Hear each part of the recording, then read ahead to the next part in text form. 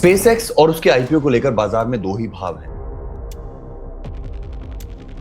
एक कंपनी बहुत over valued है और स्पेसएक्स का आईपीओ आते ही 12 जून को स्टॉक मार्केट क्रैश हो जाएगी। दूसरा भाव है कि स्पेसएक्स की कॉन्स्पिरेसी, स्पेसएक्स के जो इनसाइडर हैं वो अपना स्टेक बेचेंगे और ये कंपनी जो है ये आईपीओ के लायक नहीं। दोनों ही चीजों के ऊपर से पर्दा उठाएंगे क्योंकि लोग अक्सर इमोशन बताते हैं, they don't look at statistics that matter, आंकड़े जिनसे फर्क पड़ता है इस आईपीओ का और बाजार का भविष्य। तो अगर आप इस वीडियो के लिए एक्साइटेड हो और इस तरह की और वीडियो चाहते हो अपनी टाइमलाइन पर फटाफट से 2-4 मिनटों के अंदर, तो चैनल को सब्सक्राइब कर लो, वीडियो को लाइक कर लो। This is not a financial advice, I am not a registered financial advisor, but ये वीडियो सिर्फ एजुकेशन पर्पस है। और यहां पर मैं शुरू करता हूं। सबसे पहले डीबंक करते हैं कि इसका रेवेन्यू कैसा है। तो यस, 2021 से रेवेन्यू तो कंपनी का बढ़ रहा है। देखो यार, 2021 से 2025, क्योंकि 2026 साल खत्म नहीं हुआ है और अमेरिकी कंपनियां कैलेंडर ईयर फॉलो करती हैं, तो 2021 से 25 तक रेवेन्यू जो है वो $2 बिलियन से $18 बिलियन का हो चुका है। तो 9 गुना हुआ है। तो कंपनी की हाइप तो बनती है, क्योंकि एक कंपनी जो 5 साल में 4 साल में अपना रेवेन्यू 9 गुना कर लेती है, वो उसकी तारीफ होनी चाहिए। बट 2021 में लॉस, 2022 में लॉस, 2023 में हल्का सा प्रॉफिट हुआ था, 2024 में तगड़ा प्रॉफिट किया। क्यों? क्योंकि स्टारलिंक जो है, जो इनका स्पेसएक्स का सबसे बड़ा हीरो प्रोडक्ट है, स्पेस के थ्रू ये इंटरनेट प्रोवाइड कर सकते हैं दुनिया के किसी भी कोने में, उसको 23 लाख कस्टमर्स ने यूज किया। तो उसके प्राइसिंग के कारण, उसके रेवेन्यू के कारण ये प्रॉफिटेबल हुए। बट वहीं 2024 में $14 बिलियन के रेवेन्यू के बावजूद, तो वहीं 2025 में $18 बिलियन के रेवेन्यू के बावजूद $5 बिलियन का लॉस हुआ, क्योंकि इसमें से ज्यादातर पैसा जो लगा वो XAI, जो इनका नया AI इनिशिएटिव है, जिसमें ट्विटर, टेस्ला सबको फायदा होगा, बट ये इसका खर्चा जो है वो स्पेसएक्स पर डाला गया है। हालांकि रेवेन्यू 9 गुना हुआ है, बट कंपनी के लिए सबसे बड़ा रिस्क फैक्टर क्या है? 2025 के रेवेन्यू के हिसाब से 61% ऑफ कंपनी का रेवेन्यू अभी भी स्टारलिंक से आ रहा है, जो कि इंटरनेट प्रोवाइडर है इनकी कंपनी का। थोड़ा बहुत रेवेन्यू जो है वो गवर्नमेंट के लॉन्चेस से आता है। नासा और दुनिया की बाकी सरकारें भी अपने रॉकेट्स को लॉन्च करने के लिए इक्विपमेंट्स, मटेरियल, इंटेलिजेंस और प्लेटफॉर्म प्रोवाइड करने के लिए स्पेसएक्स को कुछ पैसा देती हैं। कंपनी का नाम स्पेसएक्स है, बट इसका जो रेवेन्यू स्पेस के थ्रू आ रहा है, without Starlink, without internet company, वो बहुत ही कम है। वो पूरी कंपनी के रेवेन्यू का मात्र 1/4 भी नहीं है। कंपनी जो फ्यूचर बेट कर रही है वो एआई पर कर रही है, जो इस समय इसका कैपिटल बर्नर भी है। 2025 में XAI ने सिर्फ $3 बिलियन का रेवेन्यू दिया था और उससे 2 गुना ज्यादा लॉस। अब XAI है, उसके क्या फायदे होंगे,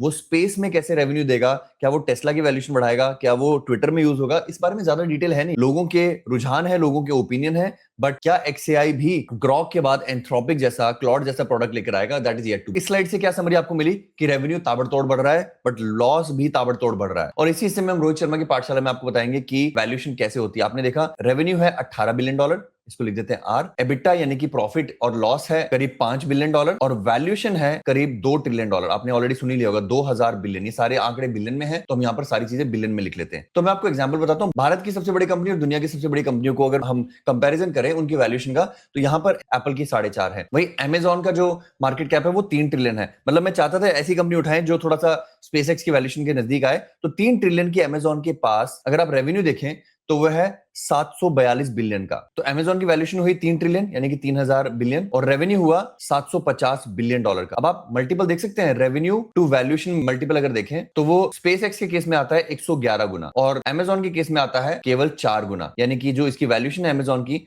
वो रेवेन्यू के मुकाबले केवल 4 गुना है। तो यहां पर रेवेन्यू के मुकाबले में तो ये कंपनी बहुत ओवर वैल्यूड है। और आप बिल्कुल नहीं चाहेंगे कि मैं प्रॉफिट पे कंपेयर करूं। दुनिया की सबसे बड़ी कंपनी, सबसे ओवर वैल्यूड कंपनी, 5 ट्रिलियन की एनवीडिया का प्रॉफिट कितना है? प्रॉफिट है 141 बिलियन। तो अगर हम एनवीडिया की बात करें तो 140 बिलियन के प्रॉफिट के साथ वो 5 ट्रिलियन की वैल्यूएशन लेकर चल रही है। यानी कि प्रॉफिट से अगर हम कंपैरिजन करें तो प्रॉफिट मल्टीपल वो आता है करीब करीब 35 गुना। अगर आप यही चीज स्पेसएक्स के देखें तो बहुत कम ऐसी कंपनीज हैं जो 1 ट्रिलियन या आधे ट्रिलियन से ज्यादा है और जो लॉस मेकिंग है। तो यानी कि इसका जो मल्टीपल हुआ एबिटा यानी कि प्रॉफिट टू वैल्यूएशन का जो मल्टीपल हुआ वो हुआ -400 गुना। Not acceptable. ठीक है, तो कंपनी की वैल्यूएशन आपको क्लियर हो गई, फंडामेंटल समझ में आ गए। अब बात करते हैं कि क्या ये कंपनी मार्केट को डुबो देगी। देखो यार, मैं आपको सही बताऊं, मैंने इसकी रियलिटी देखी है। कंपनी $80 बिलियन रेस करेगी। 2 ट्रिलियन को भूल जाओ। ऐसा नहीं कि कंपनी मार्केट जो है वो $2 ट्रिलियन, $2000 बिलियन इसमें लगाने वाली है। They are only raising $80 billion.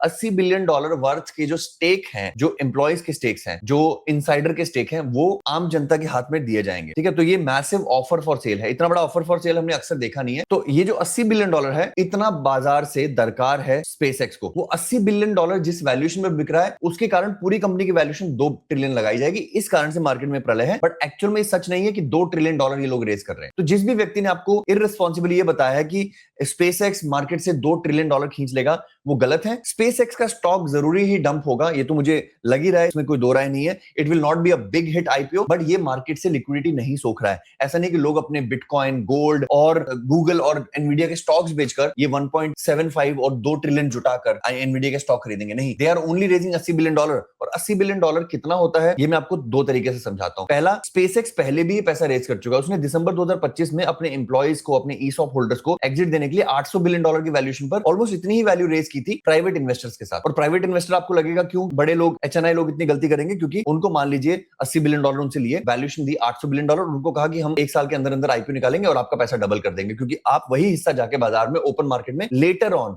After the IPO बेच सकते हो एट 1.75 ट्रिलियन या 2 ट्रिलियन की वैल्यूएशन पर। और मैं आपको ये भी बताऊं, ये $80 बिलियन जो ये बटोर रहे हैं ना, इतना एंथ्रोपिक जो कि क्लॉड की पेरेंट कंपनी है, वो नाश्ते में खाता है। 3 दिन पहले उसने $65 बिलियन रेज किए हैं और फरवरी में उसने $30 बिलियन रेज किए हैं। बाजार में इतनी लिक्विडिटी है कि ये $80 बिलियन के स्पेसएक्स के आईपीओ को आराम से स्पॉन्सर किया जा सकता है without moving a needle in the market. वहीं ओपन एआई को देख लीजिए, जो चैट जीपीटी कंपनी है, जो क्लॉड के आने के बाद दबाव में है, उसने 31 मार्च को $122 बिलियन रेज किए। तो अब आपको लग रहा होगा कि $80 बिलियन का रेज जो है, $80 बिलियन का आईपीओ जो है, ये कुछ भी नहीं है। वैल्यूएशन 2 ट्रिलियन की है, आईपीओ $80 बिलियन का है। समझिए, नए एक्रोनिम सीखना जरूरी है। तो अब मेरी समरी है, दुनिया की बेशुमार बड़ी कंपनियों के मुकाबले मार्केट कैप जरूर स्पेसएक्स की यहां आने वाली है। It will sit in the top 7 और 8, बट उसका रेवेन्यू और प्रॉफिटेबिलिटी तो कहीं दूर दूर अच्छी कंपनियों के नजदीक नहीं आती है। तो स्पेसएक्स 2 ट्रिलियन की वैल्यूएशन शायद लंबे समय तक होल्ड ना कर पाए, but at the same time ये छोटा सा $80 बिलियन का raise is not going to move the market a lot. Don't worry, आपके बैग एकदम से डंप नहीं होंगे। This will be nothing burger.